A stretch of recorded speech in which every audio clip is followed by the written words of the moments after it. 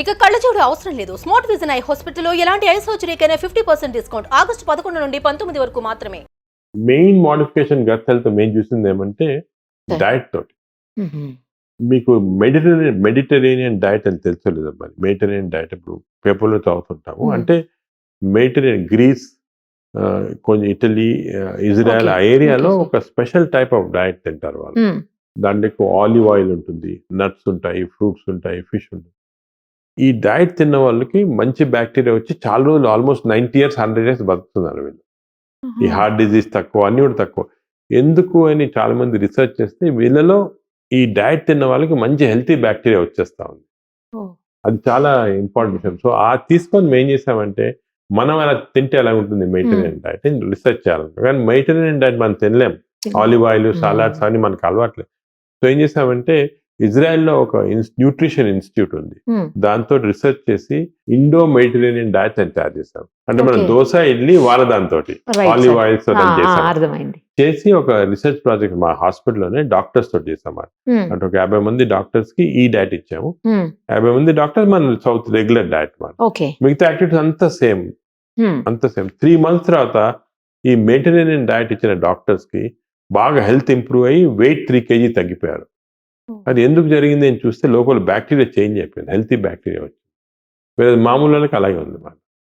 So ఇది చాలా నాకు కూడా చాలా ఎంత ఇంప్రెస్ అంటే నేను కూడా డైట్ చేంజ్ మార్చుకున్నాను నేను కూడా. ఎందుకంటే మన డైట్ పైన ఇంత ఇంపార్టెంట్ అంటే డైట్ బ్యాక్టీరియా ఇంపార్టెంట్. బ్యాక్టీరియా అనేది మనం కంట్రోల్ చేయాలంటే మెయిన్గా డైట్ తోటి. ఇంకోటి ఈ బ్యాక్టీరియా ఎలాగొస్తాయంటే మనకి పుట్టుకతో అంటే మామూలుగా మదర్స్కి వజైనల్ డెలివరీ చేసి 6 months దాకా బ్రెస్ట్ ఫీడింగ్ చేసి యాంటీబయాటిక్స్ ఈకపోతే 6 months దాకా చైల్డ్కి హెల్తీ బ్యాక్టీరియా ఉంటాయి, లైఫ్ అంతా కంటిన్యూ అవుతుంది.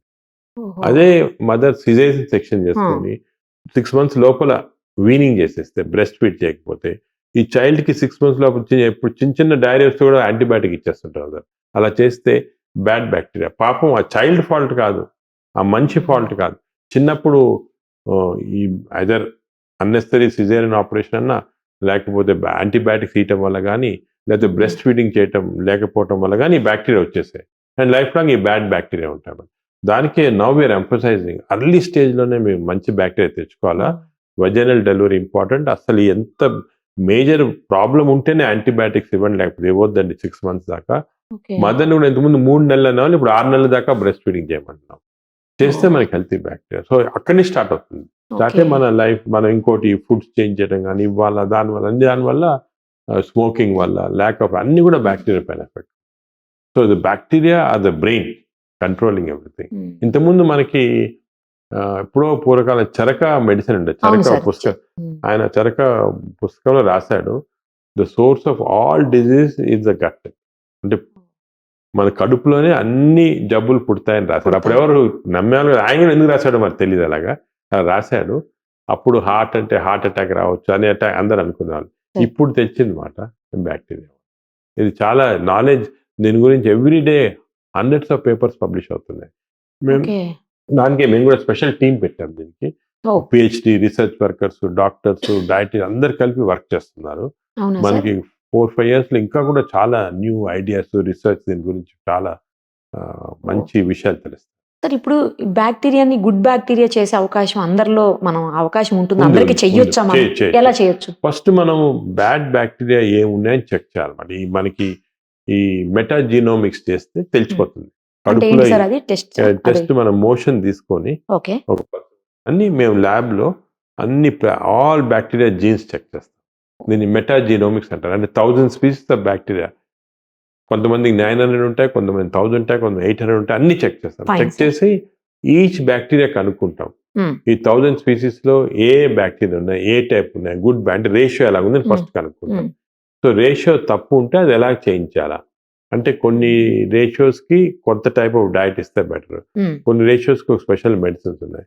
బట్ జనరల్గా ఎలాగంటే వీసే హెల్తీ డైట్ హ్యాబిట్స్. అంటే హెల్తీ డైట్ అంటే ఎక్కువ ఫైబర్ ఎక్కువ తినాలి, వెజిటేరియన్ ఎక్కువ ఉంటుంది ఫైబర్.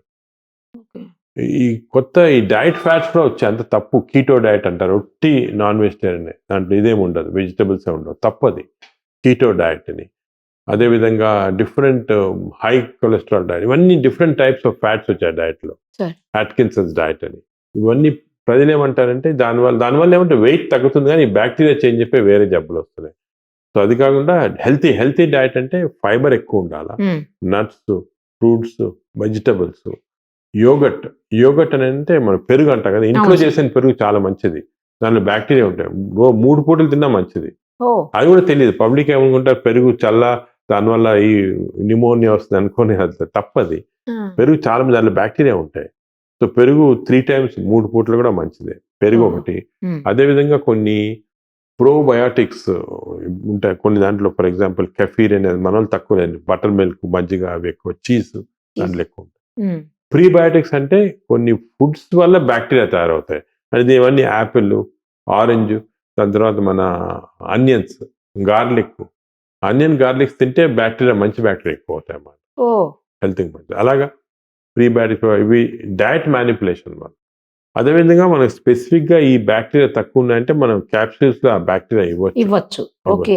బ్యాక్టీరియా ఇంక్రీజ్ చేయొచ్చు మనం కంటెంట్స్.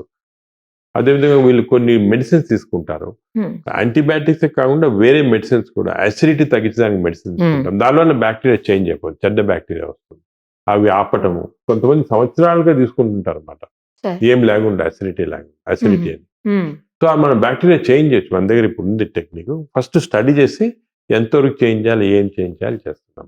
అది చేస్తే మంచి బ్యాక్టీరియా వస్తుంది.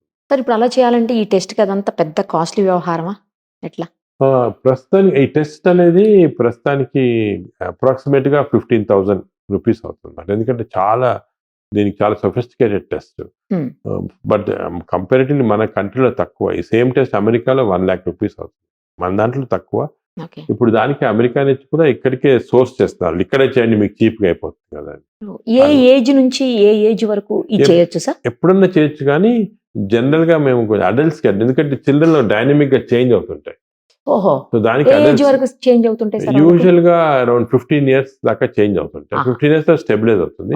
సో 15 years తర్వాత వేరే అడ్వైజింగ్ ఇస్తాం. Adults correct. అడల్ట్స్ కి దీన్ని గట్ మైక్రోబయామ్ మెటాజినోమిక్స్ అంటారు. Up to A age sir? Up to 70 years దాకా చేస్తాం. చేసి దీన్ని ఏం చేంజ్ వచ్చే చూసి మాడిఫికేషన్ చేస్తాం. దాన్ని మళ్ళీ చేంజ్ చేసి మంచి చూసాం, చాలా మందికి హెల్త్ ఇంప్రూవ్ అయిపోతుంది, వెయిట్ తగ్గిపోతారు, డయాబెటీస్ కంట్రోల్ వచ్చేస్తుంది. అదే విధంగా వాళ్ళకి జనరల్ హెల్త్ బాగా షార్ప్నెస్ ఇంక్రీజ్ అవుతుంది, డల్నెస్ పోతుంది, బాగా యాక్టివ్ అయిపోతారు. అది చేస్తాం. ఇదే ఈ బ్యాక్టీరియల్ ట్రీట్మెంట్ కొన్ని సీరియస్ డిజీజ్ కూడా ఇస్తున్నాము. ఫర్ ఎగ్జాంపుల్ అల్సరేటివ్ కోలైటిస్ అంటే ఇన్ఫ్లమేటరీ బౌల్ డిజీజ్. ఈ సివియర్ ఆల్కహాల్ తాగి లివర్ చెడిపోతే ఈ బ్యాక్టీరియా ట్రీట్మెంట్ రివర్స్ చేయొచ్చు, అది కూడా చేస్తున్నాం. అదేవిధంగా కొన్నిసార్లు డిప్రెషన్, ఆటిజము వీళ్ళకి కూడా హెల్ప్ ఉంది. ఇన్ఫాక్ట్ మన హైదరాబాద్ లోనే ఒక హాస్పిటల్, చిల్డ్రన్ హాస్పిటల్ బయట పెరిఫెరల్ ఉంది, అది పెద్ద ఫేమస్ కాదు.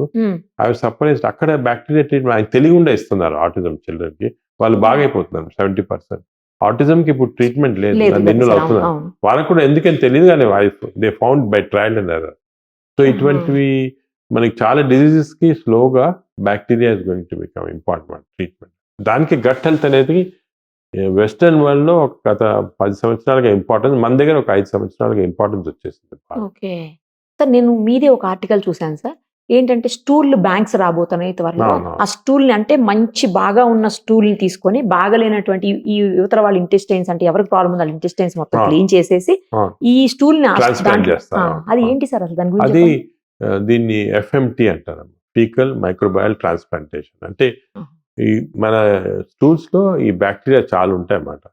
ఈ స్టూల్స్ ని మనం నార్మల్ గా stool is evacuated and flushed off, thrown off కదా. కానీ హెల్తీ వాళ్ళకి, ఫర్ ఎగ్జాంపుల్ బాగా మంచి అథ్లెటిక్ గా హెల్తీగా ఇంటెలిజెంట్ పర్సన్ స్టూల్ వేరేగా ఉంటుంది, ఒక డిజీజ్ ఉన్న పర్సన్ స్టూల్ వేరేగా ఉంటుంది, వీక్ గా ఉన్న డిజీజ్. సో టెక్నికలీ మనం ఈ strong person stool weak person ఇస్తే you can change the whole characteristic of the person. ఇప్పుడు దానికే కొన్ని హాంకాంగ్ లో ఫర్ ఎగ్జాంపుల్ ఈ స్టూల్ బ్యాంక్స్ ఉన్నాయి. So healthy persons can donate stool, in fact they pay money ఇస్తారు స్టూల్ డొనేట్ చేస్తే. ఎందుకంటే వాళ్ళు బ్లడ్ డొనేషన్ లాగా స్టూల్ డొనేషన్. అది స్టూల్ ని మాడిఫై చేసి దాన్ని అంతా మెటీరియల్ అంతా తీసేసి బ్యాక్టీరియాని మనం ప్రిజర్వ్ చేసి బ్యాంక్స్ లో, అంటే మన బ్లడ్ బ్యాంక్ లాగా ప్రిజర్వ్ చేస్తారు.